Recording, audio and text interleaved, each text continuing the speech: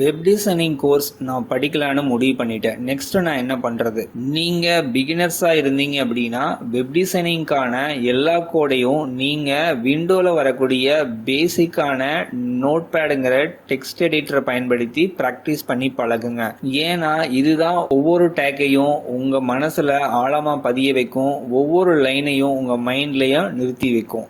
நீங்க visual studio கோட்லயோ சப்ளைம்லயோ அல்லது online எடிட்டர்லயோ நீங்க பிராக்டிஸ் பண்ணினீங்க அப்படின்னா டேக் எதுவும் உங்க மனசுல பெரிய அளவுல நிக்காது. நீங்க பிகினர்ஸா இருக்கும்போது ஒவ்வொரு டேக்கும் உங்க மனசுல ஆழமா பதியிருக்கு. விண்டோஸ்ல இருக்கக்கூடிய நோட் பேடுங்கிற ஒரு டெக்ஸ்ட் எடிட்டரை பயன்படுத்தி நீங்க திரும்ப திரும்ப பிராக்டிஸ் பண்ணி பழகுங்க. ஒன்ஸ் நீங்க இதுல பழகினதுக்கு அப்புறம் அதுக்கப்புறம் உங்களுக்கு பிடிச்ச விசுவல் ஸ்டுடியோ கோடையோ அல்லது சப்ளைமோ அல்லது ஆன்லைன் ஏதாவது டெக்ஸ்ட் எடிட்டரோ நீங்க பயன்படுத்தி அதுக்கப்புறம் உங்களுடைய ஸ்கில்ல நீங்க டெவலப் பண்ணிக்கலாம்.